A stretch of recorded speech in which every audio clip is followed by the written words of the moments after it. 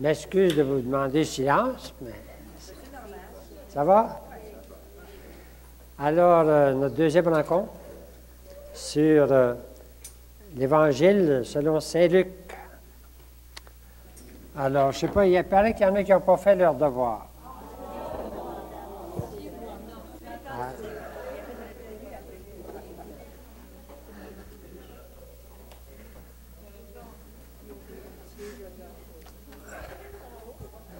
Alors, vous vous souvenez quand même que la première rencontre, je vous avais dit que c'était dans le sens de l'année de la foi qui commence le 11 octobre, et ensuite en lien aussi avec le synode qui va commencer bientôt sur la quoi? La nouvelle évangélisation. C'est dans ce sens-là qu'on ouvre l'Évangile selon Saint Luc. On a ouvert le livre l'Évangile selon Saint Luc. Et puis, bien, on a vu beaucoup de choses la dernière fois. Je ne fais que vous rappeler une chose. J'espère que vous le remarquez maintenant dans votre prière en Église, ou je le prie en Église. J'espère que vous remarquez toujours. Hein? Dimanche, c'était l'Évangile selon Saint Marc, parce qu'on est dans l'année B. Mais aujourd'hui, le jour, c'était l'Évangile selon Saint Luc, parce qu'on est entre dans la 22e et la 34e semaine. Vous vous souvenez de ça, hein? Sur semaine, la fin de l'année, c'est toujours la fin de Saint Luc. Ça commence avec Saint Marc, ensuite Saint Matthieu, ensuite Saint Luc. Tandis que les dimanches, l'année A, c'est Saint Matthieu, l'année B, c'est Saint Marc, et l'année C, qui va être l'année prochaine, c'est Saint Luc. Alors, on a commencé depuis septembre à lire l'Évangile selon Saint Luc. Et on le suit un petit peu, pas tout à fait en entier, pour la bonne raison qu'on met de côté tout le temps les 2 premiers chapitres qui portent sur Noël, l'enfance du Seigneur. Là, on les verra, nous autres, à la fin. Alors, maintenant, quand même, on la lit un peu tous les jours, si vous remarquez, si vous allez à la messe de temps en temps sur semaine. On est dans l'Évangile selon Saint Luc. Je ne fais que rappeler rapidement quelque chose, correct? D'abord, la première chose, c'est que dans l'Évangile, quand vous ouvrez votre Évangile, vous avez tous un livre, j'espère. Un livre de Saint Luc. Si jamais vous n'en avez pas, j'ai trouvé ce qu'il y a de moins cher sur le marché. $1. Mais il n'y a pas de note. Il n'y a pas aucune note. Il y a juste le texte. Si vous voulez l'amener et le lire, si jamais il y en a qui est intéressé, je peux vous le commander. $1,05. C'est pas trop cher. Vous le regarderez si jamais ça vous intéresse d'avoir ça dans votre sacoche. C'est facile à traîner. C'est le texte traduit en langage courant. C'est tout des petits changements dans les traductions. Les traductions, il n'y a pas de pareil. Lui, c'est selon le français courant. Des fois, c'est fatigant parce qu'on est habitué à un langage liturgique. Mais si vous prenez n'importe quel livre, n'importe quelle traduction, il y a des différences. Moi, je suis, dans mes textes ici, la tobe, qui n'est pas exactement mot à mot avec la liturgie. Ça va? Mais vous vous souvenez que dans la Bible, si vous ouvrez votre Bible, vous avez le premier évangile, c'est Saint Matthieu. Alors, si vous avez une seconde, le deuxième évangile, c'est Saint. Le troisième, c'est Saint. Puis le quatrième, c'est Saint. Et c'est suivi par un autre livre qui s'appelle Les Actes des Apôtres. Et Saint Luc a composé ces 2 livres. C'est juste un rappel. C'est lui qui est l'auteur des 2. L'Évangile selon Saint Luc et les Actes des Apôtres. On a vu d'ailleurs le prologue la semaine dernière. Si on les voit autrement, on peut mettre ça comme ceci. Saint Marc, correct? Saint Luc, je vais le mettre là.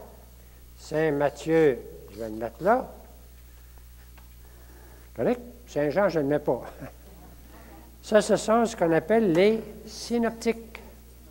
Les 3 évangiles synoptiques. Vous vous souvenez de ça? Alors, c'est parce que ça va vous faire comprendre ce que vous venez de faire avec votre petit travail. Hein? C'est-à-dire que les 3 ont une source commune. Ça va? Et c'est pour ça qu'ils sont souvent en parallèle.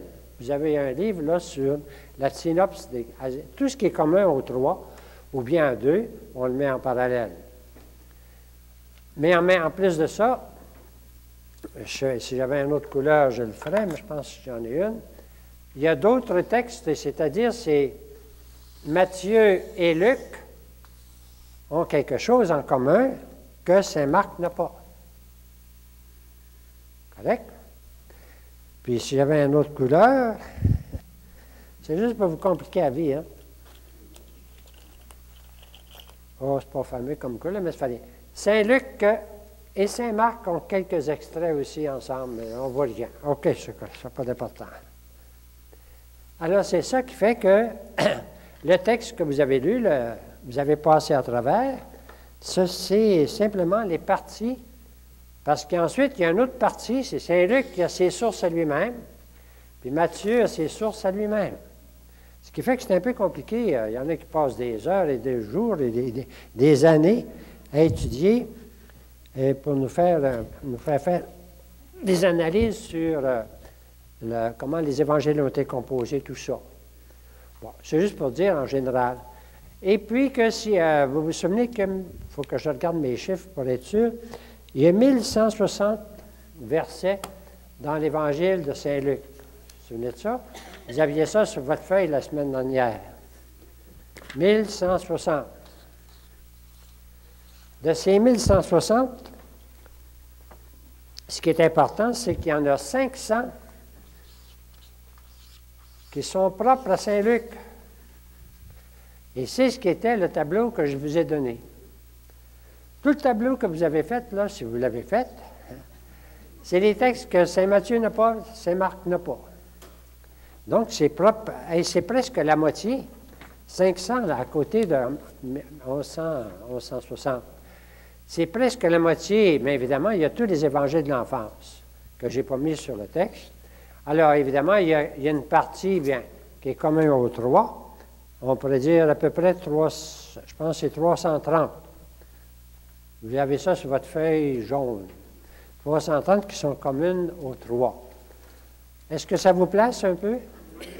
Donc, le tableau que je vous ai fait faire la première fois, c'était pour vous faire prendre conscience des textes qui sont seulement dans Saint-Luc, qu'on n'a pas dans Saint-Matthieu, qu'on n'a pas dans Saint-Marc, puis surtout pas dans Saint-Jean, et qui sont des textes de Saint-Matthieu.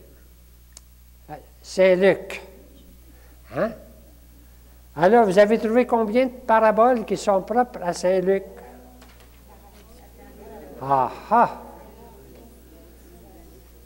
À la dernière colonne, là, vous avez trouvé combien de paraboles qui sont propres à Saint-Luc? Vous en avez 14? Il y en a qui ont 12, 13, 14. Ouais, c'est à peu près ça. C'est que des fois, il y a des petites paraboles, puis il y en a des grandes. Mais ça, c'est propre à Saint-Luc. Ça, on ne les trouve pas dans Saint-Matthieu, puis on ne les trouve pas dans Saint-Marc. C'est pour ça que la colonne, à ça, vous allez garder cette feuille-là. On va revenir souvent sur cette feuille, correct? Mais la première chose facile, c'est qu'il y a 12 ou 14 paraboles qu'on trouve dans Saint-Luc et qu'on ne trouve pas dans Saint-Matthieu. Ça va? Et ni dans Saint-Marc. Il y a quelques petites paraboles qui sont dans Saint-Matthieu qui ne sont pas dans Saint-Luc. C'est de valeur, mais lui aussi, il a fait des choix. Puis Saint-Matthieu avait ses sources à lui-même. Mais, en tout cas, je les ai peut-être écrites en quelque part, là. Simplement pour dire, mais le gros morceau, c'est évidemment Saint-Luc. C'était la dernière colonne. Vous l'aviez réussi, c'est la plus facile. L'avant-dernière colonne. Combien est ce texte où Saint-Luc parle des femmes? D'une façon particulière, que les autres n'en parlent pas. Hein? Vous en avez 8? Mais vous en avez plus que moi, mais c'est pas grave. Moi, j'en avais 6. J'en avais 6. Alors là, c'est dit pour dire que c'est un des aspects de Saint-Luc qui va noter des choses que les autres ne savent pas ou qu'ils ne notent pas, où il parle de femmes. Alors, il y a entre autres, il y a la femme, la veuve de Naïm. Par contre, il ne parle pas d'une autre veuve d'une autre femme, pas une veuve, une femme qui est dans le pays de Sidon. Lui, il ne le dit pas. Vous savez, celle qui prie pour sa petite fille. Et puis, tu sais, le Seigneur dit, on ne jette pas la nourriture. Le petit chien, ben, dit, il mange les miettes en bas de la... Ça donne une belle page, mais qu'on ne trouve pas dans Saint-Luc. Alors, ça fait juste pour dire que là, on ouvre l'Évangile selon Saint-Luc. Est-ce que ça vous place? On ne peut pas faire toute parce qu'on va revenir sur certains éléments de ces colonnes. On reverra à ce moment-là. La prière, puis les pauvres, puis les guérisons, puis tout ça. Ça va? C'était pas vous forcer à feuilleter un peu la première fois. Si vous ouvrez votre Bible, vous l'avez ici, j'espère. Si vous allez dans la Bible, puis vous ouvrez, supposons, au début de Saint-Luc, correct? Alors, si vous arrivez, vous allez au Saint-Luc, chapitre 3. Chapitre 3, verset 21. Est-ce que vous êtes capable de trouver ça? Hein? Entre parenthèses, dans votre Bible, ça dépend de la Bible que vous avez. Est-ce que c'est marqué Matthieu? Et puis Marc? Ça veut dire que ça sont des textes communs. Il y a des parallèles dans Matthieu et dans Marc. Ça va? Si vous avez un peu plus loin, au chapitre 6,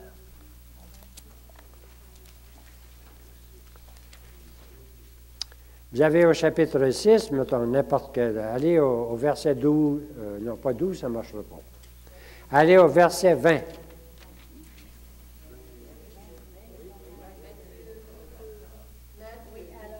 Alors là, vous avez un texte commun à Luc et non pas à Marc.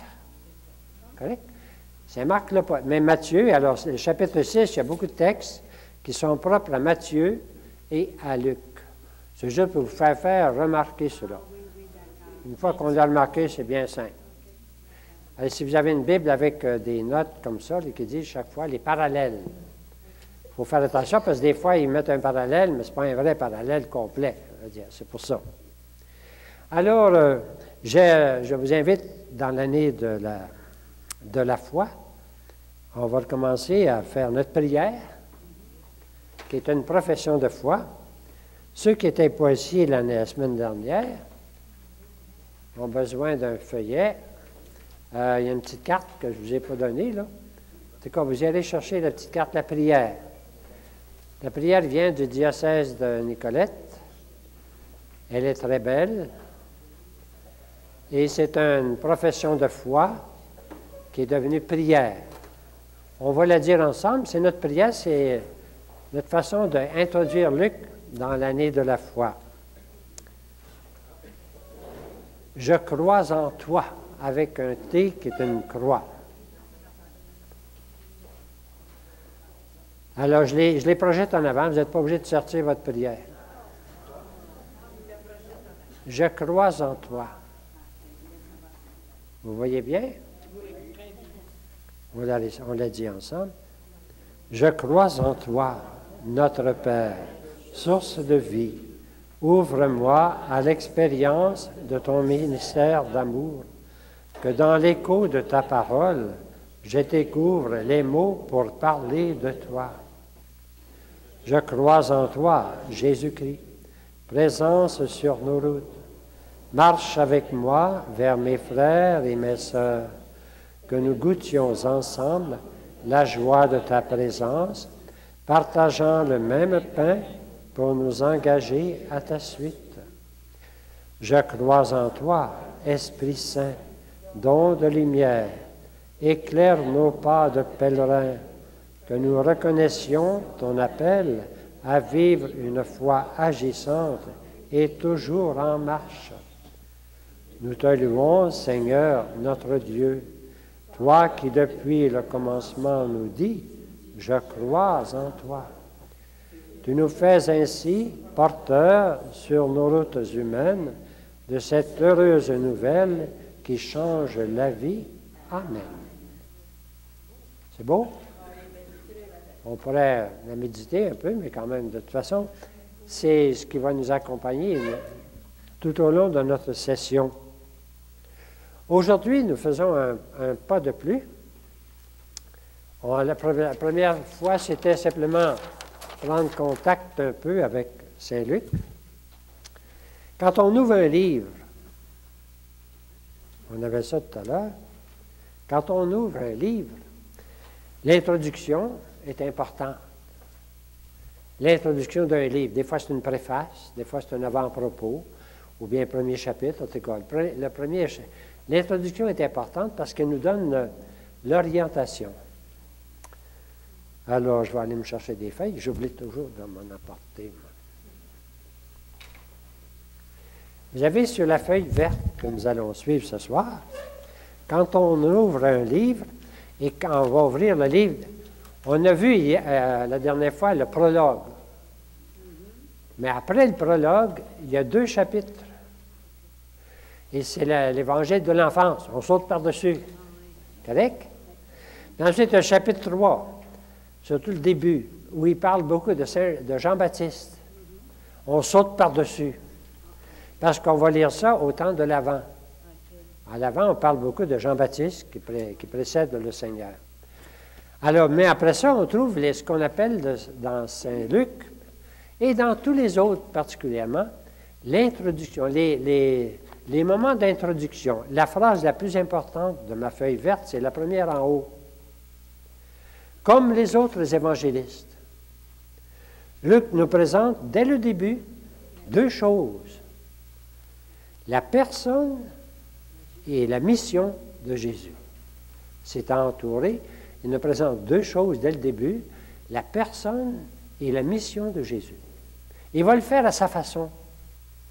Les 4, même Saint Jean, vont parler du baptême de Jésus, puis l'appel des disciples et tout ça, et les tentations, mais Saint Luc va le présenter à sa façon.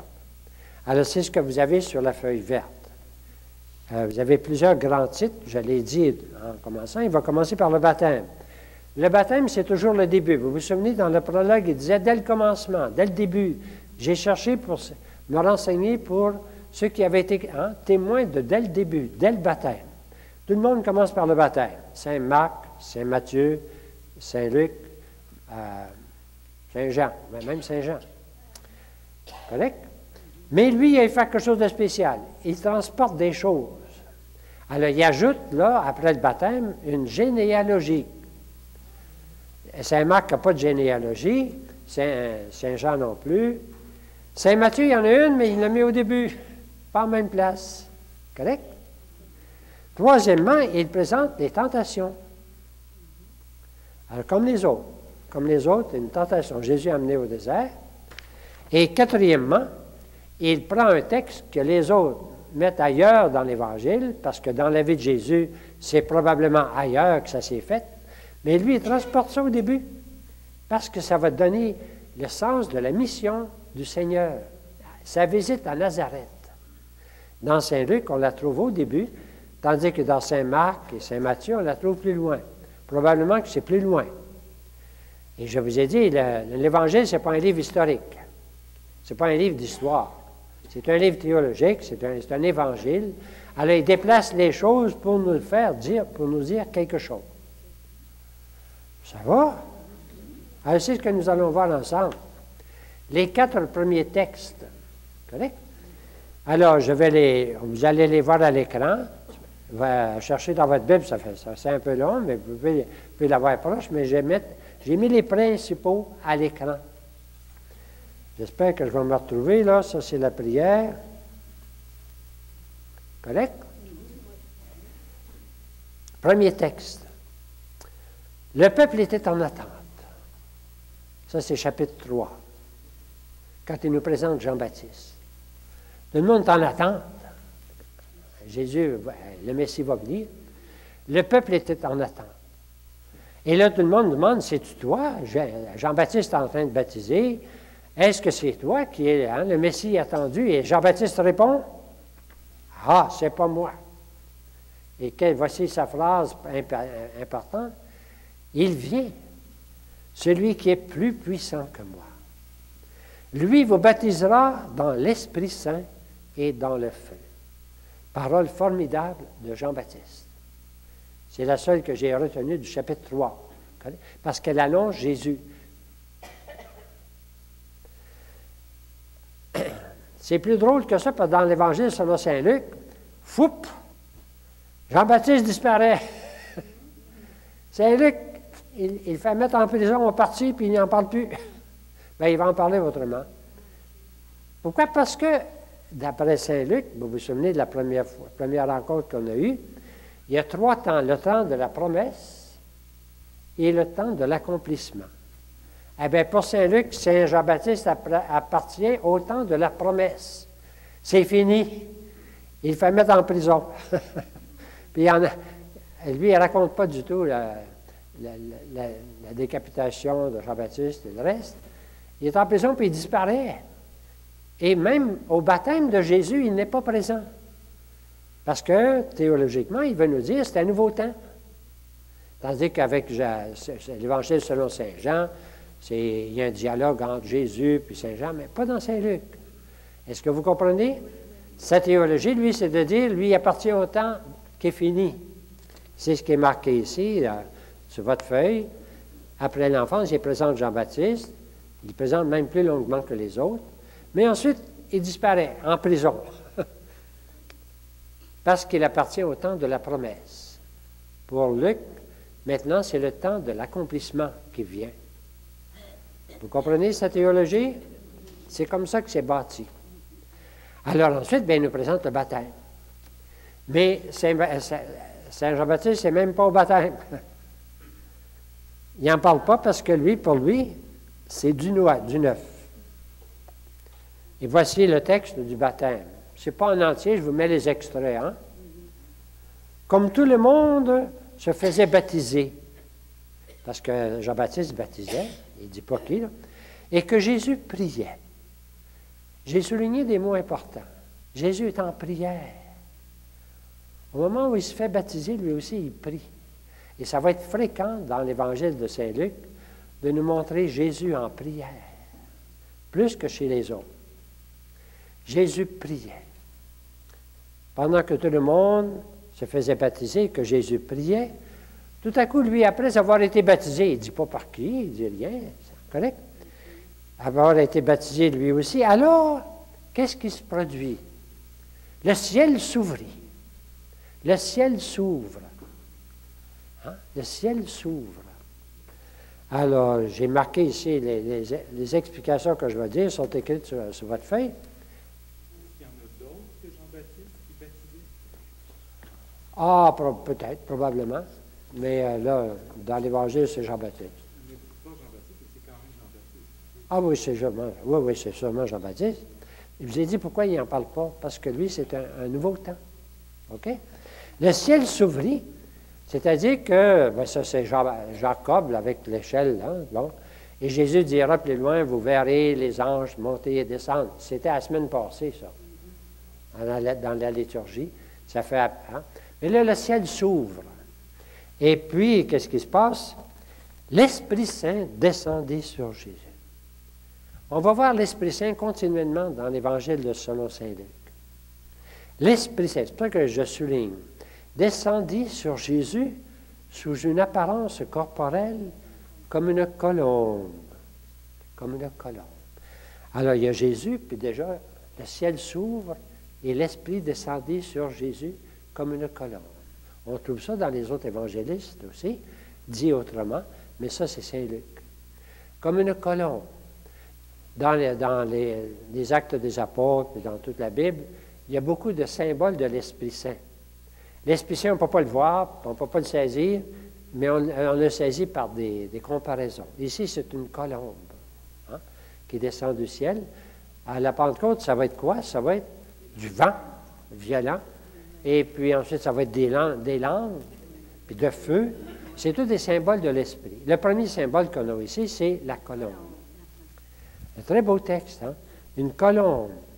Puis troisièmement, du ciel, une voix se fit entendre. Une voix se fit entendre du ciel. Alors, et cette voix-là est bien importante. On reconnaît la voix par ce qu'elle dit. C'est toi, mon fils. C'est toi, mon fils. Qui parle? C'est la voix du Père. C'est toi, mon fils. C'est toi, mon fils. Et moi, un mot très important,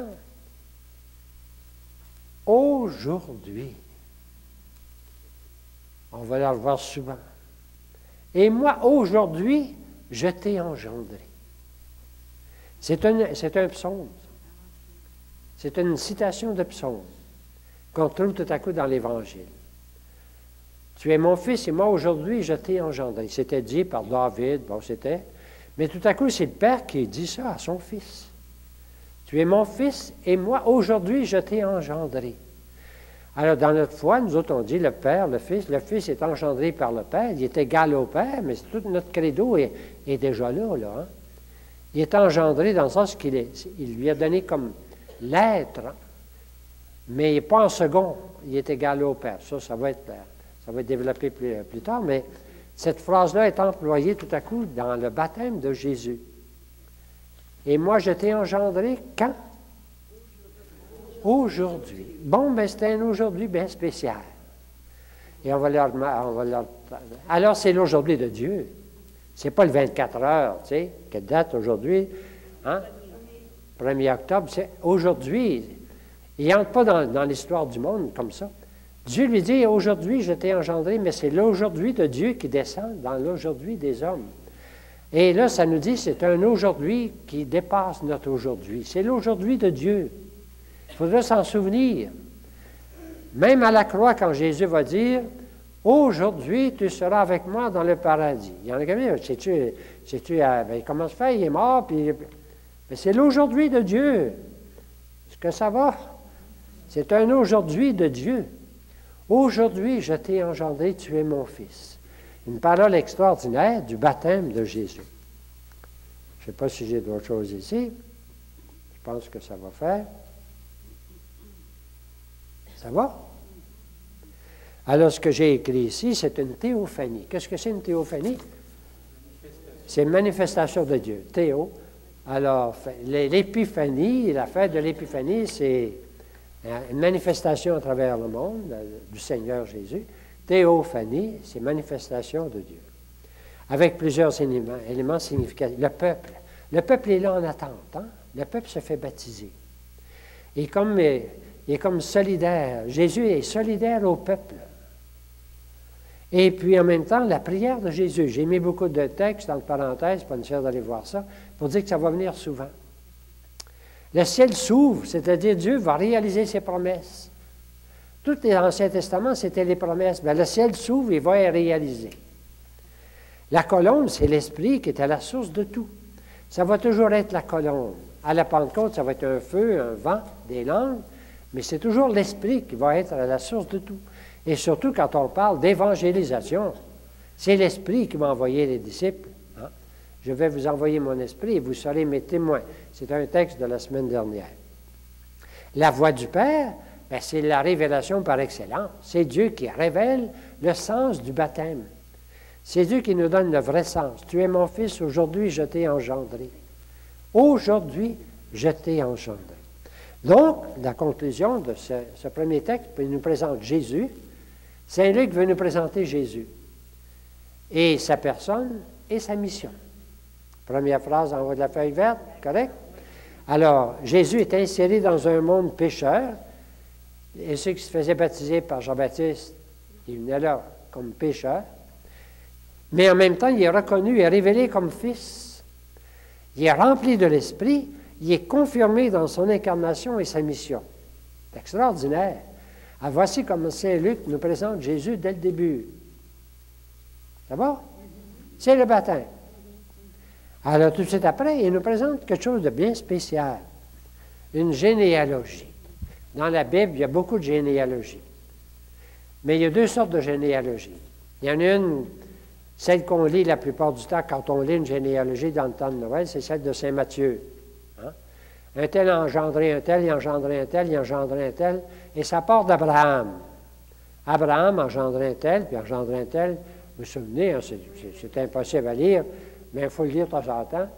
Ça part d'Abraham. Celle de Matthieu part d'Abraham, puis elle descend jusqu'à Joseph, l'époux de Marie, de qui fut né Jésus. Saint Luc, lui, il fait le contraire. Jésus était fils de, fils de, fils de, fils de, fils de. Il monte, il remonte. Puis il finit par dire fils de, le dernier, Adam. Et il monte jusqu'à Adam, fils de Dieu. Je ne sais pas si vous voyez, la généalogie de Saint Luc veut nous faire insérer Jésus dans toute l'histoire humaine. Pas simplement Abraham puis le peuple juif, mais dans toute l'histoire humaine. Jésus, à ses débuts, avait environ 30 ans. Bon, c'est 30 ans. Tu sais. Il était fils, croyait-on, de Joseph.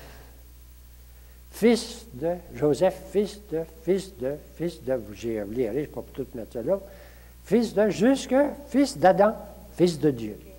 Voilà comment il nous présente Jésus. D'abord son baptême, sa généalogie. Alors ici, ce que j'ai écrit sur la feuille, c'est à rebours, c'est une carte d'identité biblique. C'était d'ailleurs fréquent dans la Bible. Ce n'est pas historique. On n'est pas capable de retrouver tous ces personnages-là. C'est théologique, c'est biblique. Mais c'est significatif. Il remonte jusqu'à Adam. Alors Jésus s'en vient entrer dans le monde. Et ça, c'est un sens qu'on trouve souvent chez Luc, l'universel. Il s'en vient sauver tout le monde. Et pour ça, bien, il fait partie d'un monde, partir d'Adam. Il remonte jusqu'à Adam. Vous voyez comment il nous présente Jésus? Après le baptême, après avoir été déclaré fils de Dieu, il est maintenant déclaré fils des hommes, de l'humanité. Il s'en vient sauver toute l'humanité. Jésus descendant d'Adam, inséré dans l'humanité, solidaire de l'humanité, sauveur universel. Ça, c'est très important. J'ai mis une phrase, un petit texte de Saint Paul. Saint Paul va réfléchir beaucoup là-dessus, en disant, c'est dans l'Épître aux Romains, puis l'Épître aux Colossiens, la première, aux Corinthiens, la première. Il dit, comme on était tous pécheurs en Adam, mais on est tous sauvés en Jésus. Alors, c'est l'universel, le salut universel. Jésus s'en vient sauver l'humanité. Jésus s'en vient sauver l'humanité. Il s'en vient participer dans l'humanité. Je ne sais pas si vous vous souvenez, la semaine dernière, je vous disais que le credo, c'est comme un fleuve. Hein?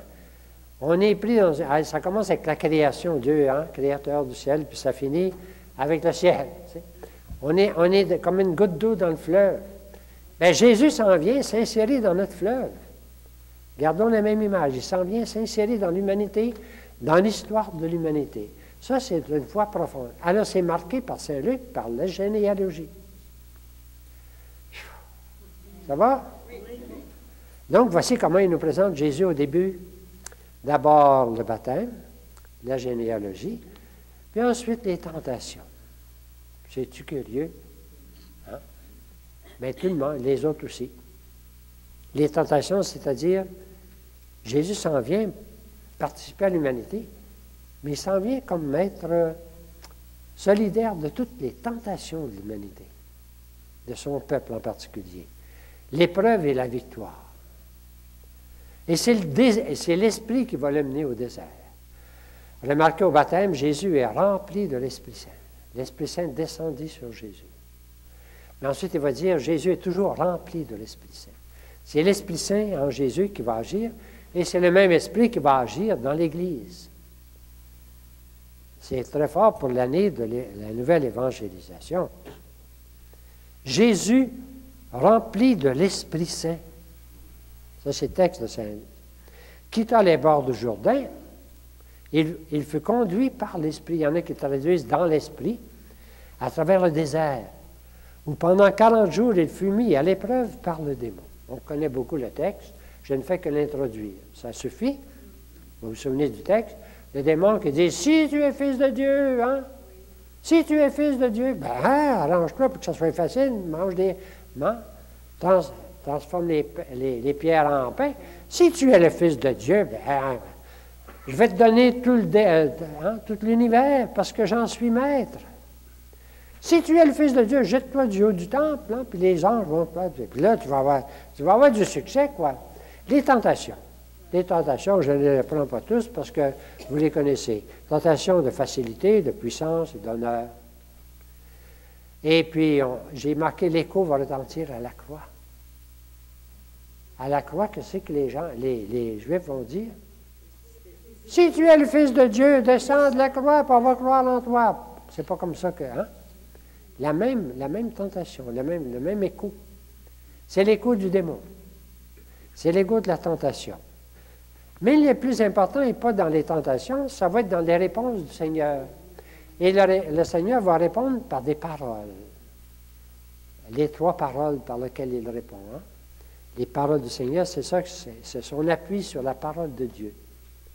Vous vous souvenez des 3 paroles? Je ne les ai pas par cœur, là. Une. Vous n'avez pas... Bon, ce n'est pas seulement de pain qu'on mange. Hein? Et puis l'autre, tu n'adoreras que le Seigneur ton Dieu. C'est des paroles de l'Écriture sainte. Hein?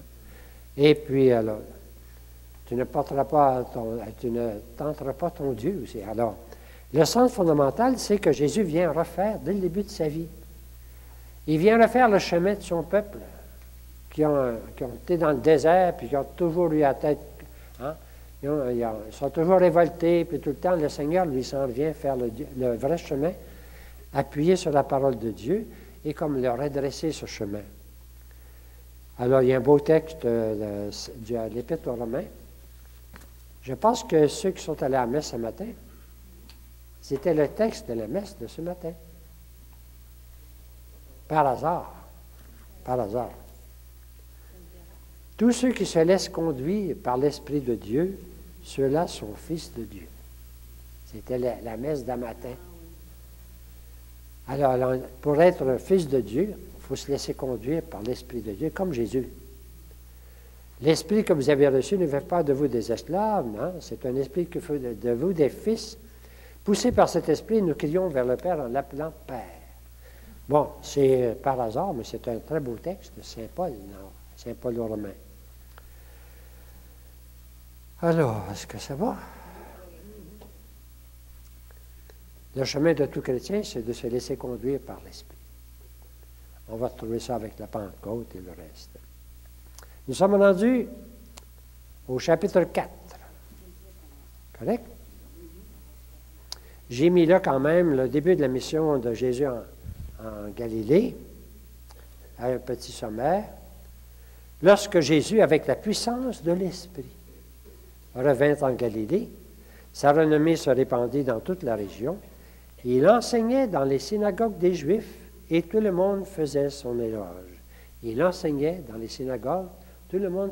C'est un petit résumé, on pourrait dire, de ce qui va suivre. Et Saint-Luc le met à ce moment-là. Lorsque Jésus, avec la puissance de l'Esprit, revint en Galilée, alors, ma carte, j'ai perdu ma carte. Alors, vous allez pouvoir suivre un petit peu sur la carte, mais en tout cas, la carte, on dit que probablement que le baptême aurait eu lieu le long du Jourdain, correct? Ensuite, Jésus est allé dans le désert. Aujourd'hui, il y a un monastère là, qui dit c'est bon. Et puis ensuite, bien, il s'en va en Galilée, poussé par le désert, par l'Esprit. Alors, avec la puissance de l'Esprit, il revint en Galilée, dans son pays, et sa renommée se répandit dans toute la région. Il enseignait dans les synagogues des Juifs, et tout le monde faisait son éloge. Un petit résumé, correct? Je le mets là, parce qu'il faut le mettre là. Mais il reste un autre moment très important dans Saint-Luc, c'est qu'il y a eu le baptême, la généalogie, les tentations, et maintenant Jésus arrive à Nazareth. Allez, il retourne en Galilée, et pour Saint-Luc, il commence à Nazareth, pas pour les autres. Probablement qu'historiquement, si on pouvait dire, Jésus a prêché partout, puis un bon jour, il est venu à Nazareth. Mais Saint-Luc, lui, il prend Nazareth, puis il le met là. Il se met à ce moment-là parce qu'il veut nous présenter la mission de Jésus. Ça va? Bon. Alors donc, c'est déplacé.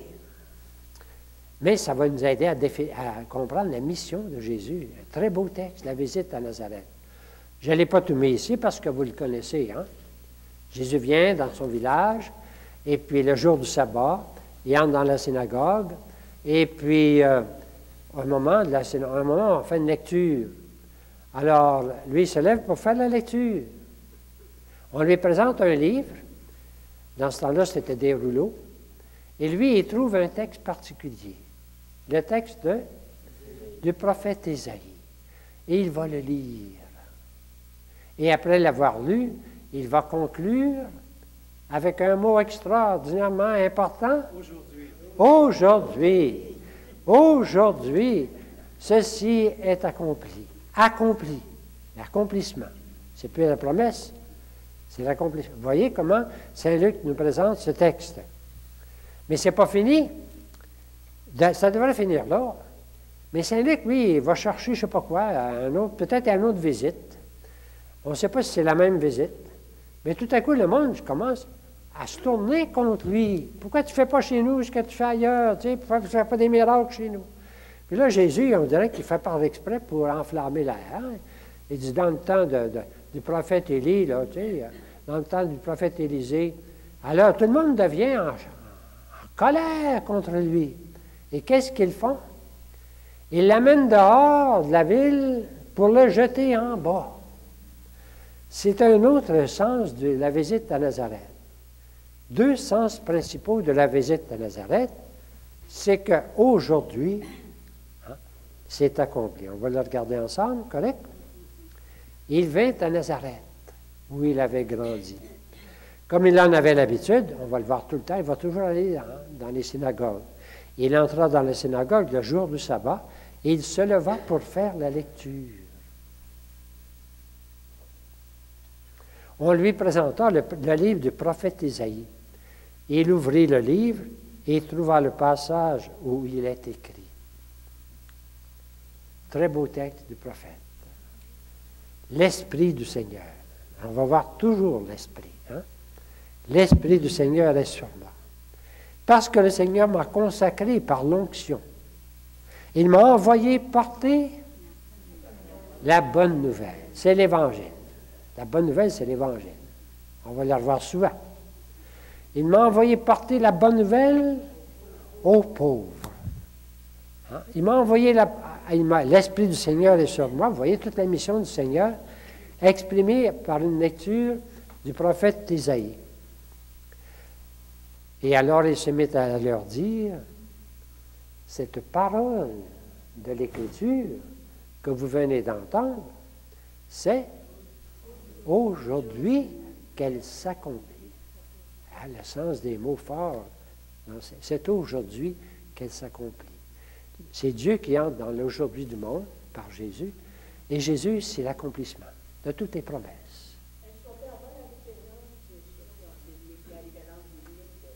C'est toute la... Oui.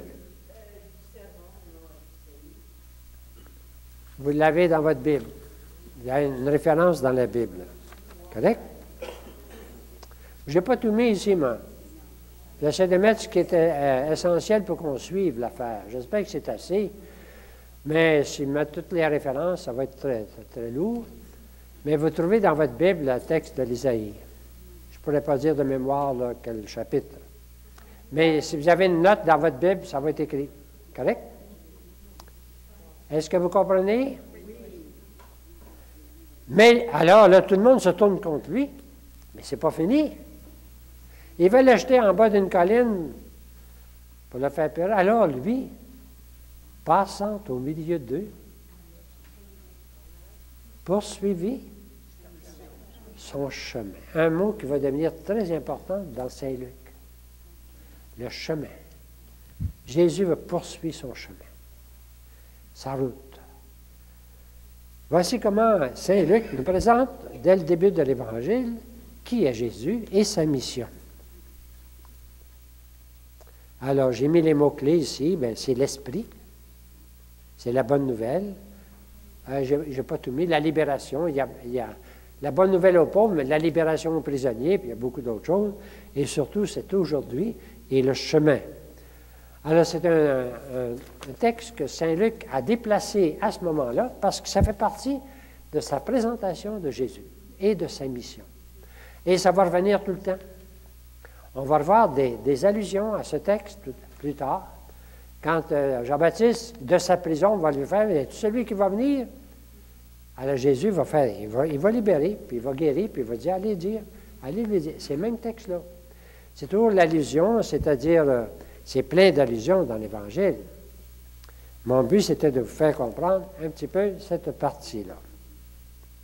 Je pense qu'on a vu le principal. Oui, on a vu le principal. Sur votre texte ici, la suite, et vous avez une feuille blanche.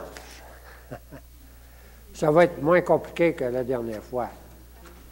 Mais je vous avais dit que je vous invitais à lire l'Évangile selon Saint Luc. Et cette fois-ci, bien, je vous invite à lire du chapitre 4, 31 au chapitre 6, 49. Est-ce que ça va? Vous pouvez relire le début, chapitre 3, 4, ce que vient de dire, mais on l'a lu ensemble. Alors, l'idée, c'est de continuer à lire cette première partie à partir du chapitre, verset, attends un peu, 4, 31. Alors, 4, 31, correct? Alors, c'est après la visite à Nazareth. Vous pouvez lire la visite à Nazareth. On l'a simplement lu en gros, mais je pense qu'on a vu l'essentiel. Mais à partir de 4.31, qu'est-ce qui arrive? Je vous en lis un petit peu ici. Il descendit alors à Capharnaüm. Alors là, votre carte va vous servir. Il est allé à Nazareth. Ensuite, il descend à Capharnaüm. Et c'est de Capharnaüm qu'il va rayonner. Il descendit à Capharnaüm, il les enseignait le jour du sabbat. Ils étaient frappés de son enseignement, bon, parce qu'il reste. Est-ce que ça va? Si vous continuez, bien, vous allez voir, vous allez entrer dans l'Évangile de Saint Luc. Là, maintenant, Jésus s'en va. Sa mission est exprimée, sa personne est définie. Alors, il reste maintenant à continuer un petit bout. On va se reposer, puis je vous présenterai ce qui vient après.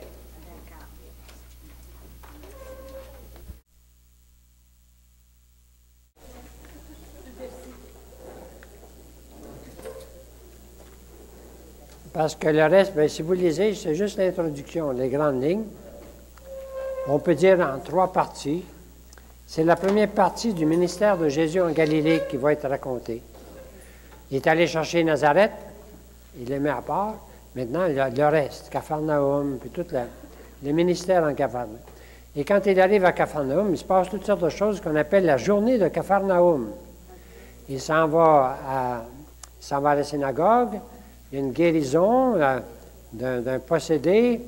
Ensuite, il va dans la maison de Pierre, puis il guérit la belle-mère de Pierre. Et puis, alors ensuite, tout le monde vient se faire guérir. C'est la journée de Capharnaüm. C'est comme une journée, un résumé. Il y a beaucoup de résumés comme ça dans la Bible. C'est pas le mot résumé qu'ils emploient, là, mais c'est des sommaires. Tu sais, il y a beaucoup de gens qui viennent se faire baptiser, pas baptiser, se faire guérir. Puis là, la nuit passe, puis Jésus se retire en prière. Et puis le lendemain matin, il cherche, puis il veut le garder. J'ai dit non, il faut que je suis envoyé à toutes les villes. Il faut que j'aille annoncer la bonne nouvelle partout. Alors ça, on trouve ça à la fois dans Saint Marc et dans Saint Matthieu. Correct? Mais on trouve aussi dans Saint Luc. Saint Luc a inséré cela dans son évangile, évidemment.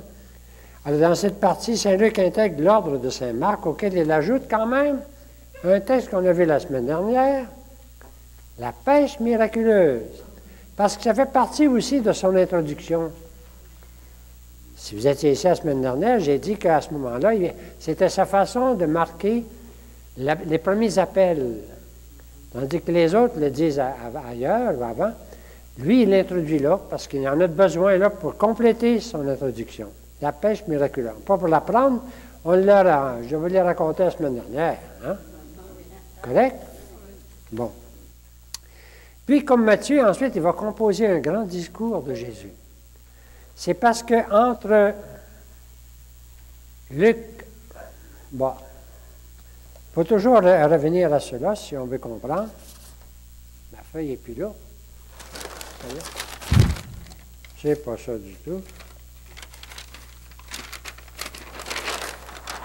C'est pas ça, 6 semaines la semaine dernière, excusez.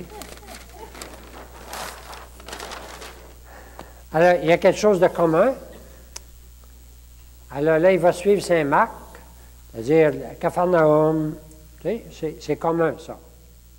Puis ensuite, il va suivre, au chapitre 6, il va suivre surtout Matthieu. Mais pas mot à mot. Mais le chapitre 6, ça va être un peu comme le discours sur la montagne, que tout le monde connaît. Jésus monte sur la montagne, s'assoit, tout le monde vient à lui, puis il commence à faire un grand discours qui, dans Saint Matthieu, prend 3 chapitres, très longs. Et ça commence par « Bienheureux, hein? Bienheureux les pauvres en esprit, car le royaume des cieux est à eux. » Et sur la montagne, c'est Saint Matthieu, et Saint Matthieu va ramener dans un, on pourrait dire, un discours. Jésus n'a pas dit ça sur la montagne comme ça. Il a ramassé toutes les paroles, on pourrait dire, de Jésus, puis il les a mis dans un discours. Comprenez? C'est un évangile composé.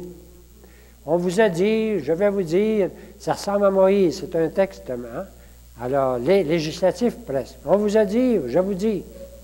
On vous a dit, hein, tu aimeras ton ennemi, tu aimeras ton ami, mais moi je vous dis, aimez vos ennemis. Alors, c'est tout là. C'est le nouveau Moïse. Ça, c'est dans Matthieu. Saint-Luc, c'est tout à fait différent. C'est dans la plaine, c'est pas sa montagne. Et puis, au lieu d'être 3 chapitres, il n'y en a rien qu'un. Et puis, il est très bref. Et il est un autre ton. Chaque évangéliste va ramener les paroles du Seigneur à sa façon, et puis en les unissant ensemble, mais lui donner un ton différent. Correct? Ça fait partie de la partie ici que j'avais mis en vert. Ce qui est propre à Luc et à Matthieu. Compliqué, hein? Pas trop. Alors, vous revenez sur votre feuille verte. Alors, au numéro 5, en bas, c'est la suite. Alors, il descend à Capharnaüm, il y a des guérisons, il y a des prédications, correct? Il y en a trouvé plusieurs. Il y a la pêche miraculeuse, lui qui insère à cet endroit. Mais ensuite, pour dire l'appel des disciples, c'est ce que je viens de vous dire. Le numéro 6, le grand sermon dans la campagne, et non pas sur la montagne, pour la foule. Correct? Bien, campagne. En tout cas, il descend dans la plaine. Correct? Alors, la comparaison entre Matthieu, chapitre 5, 6, 7, et Luc, chapitre 6, nous dit tout de suite qu'il y en a un qui est bien plus long que l'autre. À qui Jésus s'adresse, bien, il les regarde. Et Saint Matthieu, on connaît beaucoup Saint Matthieu. Bienheureux les pauvres en esprit. Pas si mal, hein? Saint Luc, il dit, bienheureux vous les pauvres. Pas en esprit, les vrais pauvres. Et c'est tout un autre aspect. Et on reverra beaucoup l'insistance sur la pauvreté et le danger des richesses dans Saint Luc. Beaucoup d'insistance. Ça commence dès le début. Bienheureux vous les pauvres. Il les regarde, puis il dit, c'est vous autres les pauvres, puis vous êtes heureux. Alors, vous voyez, le sens de béatitude, c'est bien différent. Alors, lui, il en donne 4. Après en avoir donné 4, il y a malheureux, vous les riches. On trouve ça dans Saint-Luc, ce qu'on ne trouve pas dans Saint-Matthieu. OK? Pourquoi? Parce que vous êtes heureux ici sur terre, mais c'est belle valeur. Alors, c'est toutes les béatitudes de Saint-Luc qui sont différentes de celles de Saint-Matthieu. Alors, le ton est différent, je l'ai résumé très brièvement ici. Chez Matthieu, c'est plus juridique, c'est comme Moïse sur la montagne. Sur Luc, c'est plus prophétique. Un prophète, lui, comment est-ce qu'on dirait? Les prophètes, ils sont là pour stimuler, hein, tu sais. Alors, quand il dit malheureux, là, c'est pas parce qu'ils sont détruits, mais c'est pour les réveiller. C'est plus prophétique. Les béatitudes, au lieu d'être 12, au lieu d'être 8, vont être 4. Et sont tous des dons et des promesses de joie de la part de Dieu. Et remarquez la joie. Ça va être un autre aspect de Saint Luc, la joie. Les malheureux expriment les exigences et les appels vigoureux à la conversion. Mais au centre de tout ça, vous allez trouver la phrase « Soyez miséricordieux comme votre Père est miséricordieux ». Le sens, le cœur de tout ça, c'est l'amour de Dieu qui veut se répandre en nous. Saint Matthieu va dire « Soyez parfaits comme votre Père céleste est parfait ». En tout cas, c'est un peu dur. Saint Matthieu va dire, Saint Luc va dire « Soyez miséricordieux comme votre Père est miséricordieux ». Vous voyez les tons différents? Alors, mais c'est l'amour qui est au centre. Alors, je vous fais remarquer ensuite en bas de la page, c'est très beau si vous avez le sens de remarquer. J'aurais pu vous dire, souligner, Jésus parle en images continuellement. C'est très beau. Alors, j'ai mis en plusieurs ici, ou en parabole. Les images, l'époux. Hein? Comment ça se fait que tes disciples ne jeûnent pas? Jésus emploie l'image de l'époux. Hein? Le vêtement, on ne déchire pas un vêtement neuf pour coudre ça avec un vieux. Il parle avec concret. Hein, de façon. Le vin, on ne met pas du vin neuf dans des vieilles outres. L'aveugle, un aveugle qui conduit un autre aveugle, il va se perdre tous les deux. Vous comprenez, son langage est tout le temps concret. La paille, laisse-moi donc enlever la paille qu'il y a dans ton œil. Hein. Tu as une poutre dans ton œil, puis tu ne la vois même pas. Alors, Jésus parle de façon concrète. Le fruit de l'arbre, c'est par le fruit qu'on connaît l'arbre. Si l'arbre donne un bon fruit, c'est qu'il est bon. C'est tout le langage de Jésus, très concret, très imagé. Le trésor, là où est ton trésor, là est ton cœur. Hein? La maison sur le roc. Hein? La maison sur le roc. Celui qui a bâti sa maison sur le roc. Il a beau avoir des torrents, tout ça, c'est solide. L'autre qui a bâti ça sur le sable, tout s'écroule.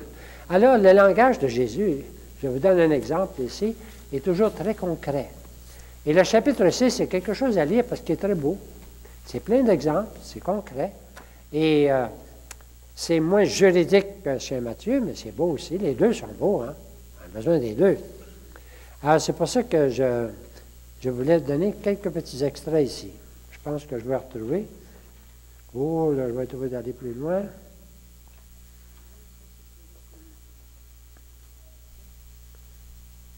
En ce jour-là, Jésus s'en alla dans la montagne. Hé, attention! Il va monter dans la montagne. Mais qu'est-ce qu'il va faire sur la montagne? Et pour prier. Et il passa la nuit à prier Dieu. Jésus va prier dans les moments importants. Tout à l'heure, on l'avait au baptême, il était en prière. Là aussi, il est en prière. Pourquoi? Parce que tout de suite après, le jour venu, il appela ses disciples, il en choisit 12. Il leur donna le nom d'apôtres.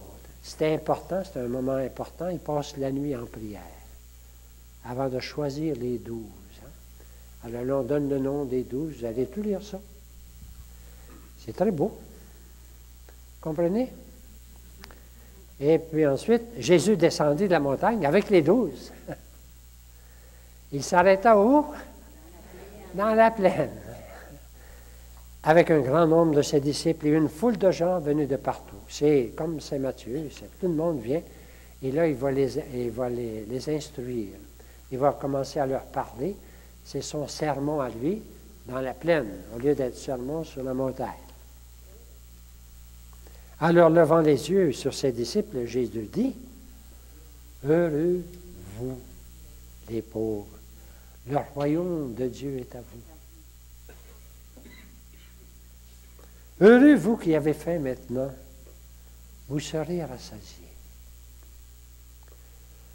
Et je vous le dis, ça se termine comme ça. À vous qui m'écoutez, aimez vos ennemis, faites du bien à ceux qui vous haïssent, puis lâche pas. 2, 3 fois. Aimez vos ennemis. Pas facile d'aimer celui qui m'aime, tu sais. Comme on va dire, les païens font ça, ils aiment leurs amis, hein? Mais vous autres, vous allez aimer vos ennemis. Et vous allez faire du bien à ceux qui vous haïssent. Hey, c'est fort. Alors, il est en train de renverser toutes les valeurs. Ça, c'est toute la vie de Jésus, son enseignement. Et finalement, soyez miséricordieux comme votre Père est miséricordieux. Votre Père. Hein? Plus tard, il dirait, quand vous prierez, vous direz, notre Père, mais votre Père est miséricordieux. Soyez miséricordieux comme lui. C'est le cœur de tout son enseignement. Puis ensuite, bien, ça continue. L'aveugle qui conduit un aveugle, la paille dans l'œil de bon, l'arbre qui donne du bon fruit, la maison bâtie sur le roc. Il termine comme ceci. Tout homme qui vient à moi et qui entend mes paroles. Un autre mot qui revient continuellement dans l'Évangile, c'est le mot parole. Il faudrait le souligner chaque fois. La parole. Jésus prêche, Jésus enseigne, Jésus dit, Jésus parle. Jésus est la parole de Dieu. Dieu nous parle par Jésus. C'est fort, ça. C'est la parole de Dieu. Celui qui entend, hein? Alors, qui entend ma parole et qui les met en pratique. Ça vient souvent, si il ne met pas en pratique, c'est que je vais vous montrer à quoi il ressemble. À quoi il ressemble? Celui qui les met en pratique, il ressemble à quoi? À une maison bâtie sur le roc. C'est là que vient l'exemple d'une maison bâtie sur le roc. Il est solide. Bon. Correct? On va arrêter là. C'est une façon de vous inviter à lire les chapitres 4.31 à 6.49. Et la feuille verte ici, la feuille blanche plutôt, vous pouvez remarquer comment Jésus prêche souvent dans les synagogues, le jour du sabbat. Il enseigne, il prêche sa parole. Vous me suivez sur la feuille blanche? Plusieurs fois, on parle de l'autorité, de la puissance et de la force de Jésus. Vous pourriez souligner ça aussi. Quand est-ce qu'on parle de son autorité, de sa puissance? Qu'est-ce qu'il y a de l'autorité en Jésus? C'est sa parole. Il ne parle pas comme les scribes. Il parle d'autorité. Les gens étaient frappés parce qu'il parlait d'autorité. Puis ensuite, il chasse un démon. Hey, il y a même puissance sur le mal. C'est toutes les autorités du Seigneur. Plusieurs fois, on note aussi des guérisons multiples. C'est comme je disais tout à l'heure. Et Jésus appelle ses premiers disciples, Pierre. On l'a vu avec la pêche miraculeuse. Nous allons voir un autre, Lévi, qui est assis à son poste de publicain. Il l'appelle, puis qu'est-ce qui arrive? Il se lève, il laisse tout, puis il suit, comme Pierre. Alors, dans Saint-Luc, c'est très clair. Il laisse tout. C'est Saint-Luc qui dit ça. Laissant tout, il l'a suivi. Correct? La foule qui vient à lui s'oppose aux scribes et aux pharisiens qui, eux, se ferment. Alors, de plus en plus, on prend conscience qu'il y en a qui le refusent. Le refusent. Ça va jusqu'à aujourd'hui. Ça va toujours se continuer. Il y en a qui le refusent. Ils se ferment. En même temps, la foule s'ouvre. Alors, c'est le mystère de Jésus. Et un autre élément qui est fort à remarquer, c'est que les démons réagissent. Celui qui est là, c'est Jésus, c'est le Fils de Dieu, c'est la sainteté. Mais les démons crient parce qu'ils se sentent menacés. Alors, vous allez voir comment les démons réagissent à la présence de Jésus. Qu'est-ce que tu es? Tu t'en viens nous détruire? Alors, c'est les démons, c'est le mal qui réagit face au bien. Vous allez tout remarquer ça si vous lisez attentivement ces 2-3 chapitres. Et vous pourrez répondre en bas de la page. Trouvez un endroit où on parle de guérison multiple, en tout cas, bien facile. Où on note la prière de Jésus, c'est bien facile. Où on note son autorité, c'est bien facile, correct? Où on dit, aujourd'hui, il va y avoir un autre aujourd'hui. Essayez de le trouver. Il va y avoir un autre aujourd'hui. Et puis, on a l'expression, la bonne nouvelle. La bonne nouvelle, c'est l'Évangile. Et puis, on trouve la miséricorde. La miséricorde. Il y a, alors, dans votre tableau, avec tous les quadrillés, il y a une colonne aussi de miséricorde. On va revenir là-dessus. C'est ma proposition que vous continuiez à lire. Et pour vous aider à lire, bien, je le fais un petit peu. Ce n'est pas un gros travail, mais ça vaut la peine de le lire une fois. Mon but, c'était de vous sensibiliser à ça pour que, ah oui, ah oui, ah oui, puis là, vous l'aurez lu une fois dans votre vie. Et c'est très beau. On continuera après à lire le reste. Ça va? Bon. On va tourner la feuille verte. C'est un peu une conclusion. On est dans l'année de la foi. On est dans l'année de la nouvelle évangélisation. Ça, je vous disais la dernière fois, c'est un défi lancé à l'Église par le pape, mais un défi quelconque, mais avec la force d'un défi, c'est-à-dire avec l'esprit. Alors, j'ai mis des réflexions ici. Juste pour dire que pendant qu'on vit ça, qu'on lit ça, bien, on vit aussi cette année de la foi et l'année de la nouvelle évangélisation. Y aller aujourd'hui, vous allez en trouver plusieurs. Le jour de Noël, vous allez en trouver un, hein? Les anges apparaissent et disent, « Je vous annonce une bonne nouvelle. Aujourd'hui, vous êtes né un sauveur. » Il y en a plusieurs. Vous en avez à Nazareth. À Nazareth, c'est « Aujourd'hui, cette parole s'est accomplie. » Vous en avez un autre avec Zachée. Il y en a deux avec Zachée. Il faut que j'aille chez toi aujourd'hui. Puis à la fin, il va dire, bien aujourd'hui, le salut est venu dans cette maison. Alors aujourd'hui, dans Saint-Luc, c'est bien important, et sur la croix, aujourd'hui, tu seras avec moi dans le Père. Alors, ça nous fait remarquer que c'est l'aujourd'hui de Dieu qui rejoint notre aujourd'hui à nous autres. Nous aujourd'hui, notre jour, notre quotidien, si on peut dire. Hein? C'est Dieu qui nous rejoint tout le temps dans cet aujourd'hui. Parce que nous sommes baptisés, alors là, maintenant, nous autres, on est insérés là-dedans. Après avoir lu un peu le baptême du Seigneur, puis les tentations, et puis tout ça, eh bien, on peut dire, nous autres, nous sommes baptisés. Je te baptise au nom du Père, du Fils et de l'Esprit. Nous sommes insérés, nous autres aussi, dans un monde pécheur, mais en même temps, nous sommes reconnus, nous autres aussi, comme enfants de Dieu. Nous sommes marqués par le Père, le Fils et l'Esprit. Nous sommes éprouvés dans la foi, il y a des tentations, mais avec la force de l'Esprit. Jésus fut vous vous souvenez tout à l'heure, c'est dans la force de l'Esprit qu'il est amené au désert, et c'est dans la force de l'Esprit qu'il va se mettre à prêcher.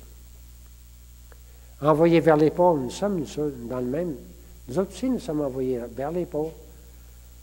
L'Esprit du Seigneur est sur moi, il m'a envoyé proclamer la bonne nouvelle aux pauvres, la libération aux prisonniers, le reste et le reste. Mais ce n'est pas rien que Jésus, c'est sa mission. Et cette mission, il va la confier à l'Église. Envoyer nous autres aussi vers les marginaux, les malades, tout ça. C'est la naissance de la nouvelle évangélisation pour aujourd'hui. Alors, nous sommes quand même témoins et signes de contradiction, parce qu'on fait des choix, mais ce n'est pas les choix faciles du monde. Nous sommes souvent à l'envers du monde. Si on veut être chrétien, il ne faut pas être surpris d'être à l'envers des choix. Ce n'est pas la richesse, ce n'est pas la puissance, hein, ce n'est pas l'honneur, c'est des tentations de Jésus. Puis nous sommes quand même des tentations quotidiennes de la vie. Alors, Jésus annonce le règne de Jésus aujourd'hui pour nous encore. Ce règne est commencé, réalisé en Jésus, mais ça continue dans l'histoire du monde. Pour moi, c'est le fondement de la nouvelle évangélisation. C'est le règne de Dieu qui continue dans le monde. Il faut s'en convaincre pour évangéliser. Si c'était nous autres à essayer de convaincre le monde de venir dans notre groupe, dans notre gang, c'est pas ça du tout. C'est le mystère de Jésus qui se continue dans le monde. Mais Jésus donne des signes, il donne des faits des guérisons. Nous devons être capables de lire les signes, nous autres aussi aujourd'hui. Il y en a beaucoup de signes. Que Dieu est là, que l'Esprit du Seigneur est là. Il faut être capable de lire des signes. En même temps, paraissent des controverses. Alors, ceux qui ne veulent pas croire. Dans le temps, même Jésus, il n'a pas réussi à convaincre. Hein? Alors, il y a l'affrontement avec les pharisiens et les scribes, ceux qui se ferment. Il ne faut pas être surpris de vivre ça. Jésus l'a vécu. et l'affrontement avec les démons. Le règne de Dieu, le règne dérange le faux règne, c'est-à-dire c'est les tentations encore aujourd'hui. Tout ce qu'on entend, des guerres partout, puis des scandales de toutes sortes, et le règne de Dieu, elle dérange. Mais Jésus libère un possédé, guérit un paralysé, un lépreux, une main paralysée. Il témoigne de sa puissance sur tout le mal. Il faut s'appuyer là-dessus, si on veut dire, nous autres, on veut entrer dans la nouvelle évangélisation. On ne s'appuie pas sur notre force. On s'appuie sur l'Esprit de Dieu qui était en Jésus et qui nous est donné. En plus, Jésus appelle les pécheurs, Lévi, qui laisse tout. J'ai marqué propre à Luc, rien que Luc qui dit ça, qui laisse tout pour le suivre. C'est, on va dire, devenir chrétien, c'est radical. Et le peuple, les gens veulent entendre Jésus, ils viennent de partout, alors on écoute au chapitre 6 surtout comment Jésus va parler de bonheur, d'amour et de miséricorde à l'image de son Père. Ça, c'est la clé. Soyez miséricordieux comme votre Père est miséricordieux. C'est la clé de tout le sermon de Jésus. Et j'ai trouvé un très beau texte. On est dans l'année de la nouvelle évangélisation. Correct? Ce texte-là était dans un des livres que là, à la première page, bien, je l'ai cité ici.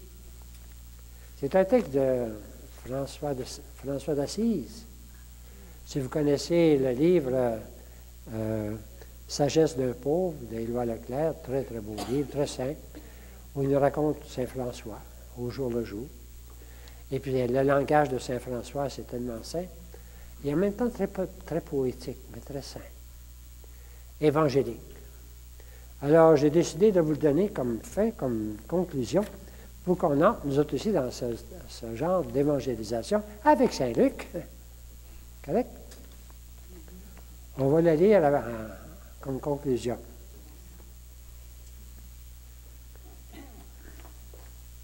Voici ce que dit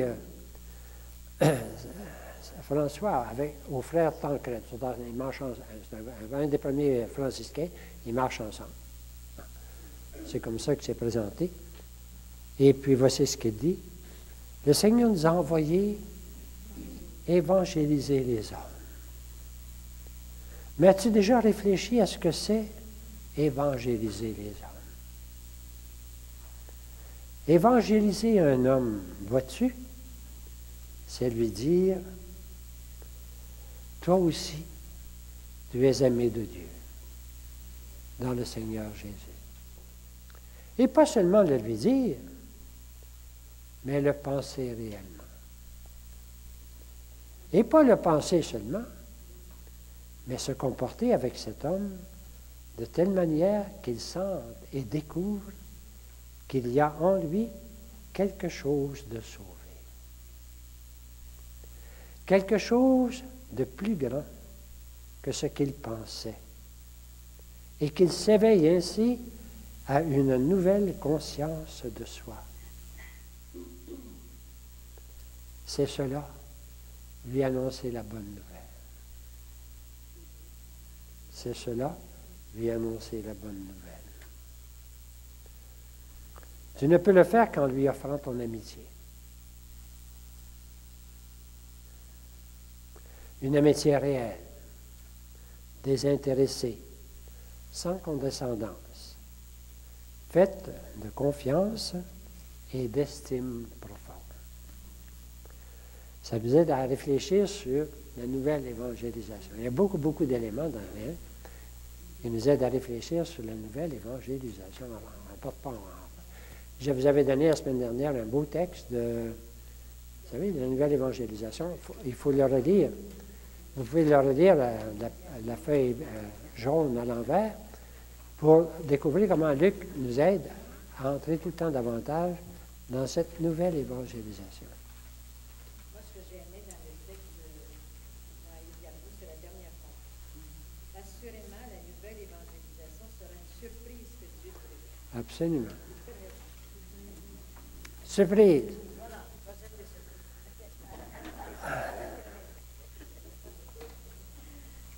Alors, c'est ça le livre qu'on ouvre, Saint-Luc. Vous lisez votre part, vous faites votre petit devoir. Sur le quadrillé, on va revenir. Je n'avais pas tout trouvé, c'est pas grave. Mais on va revenir. Alors là, vous avez à lire 2, 3 chapitres.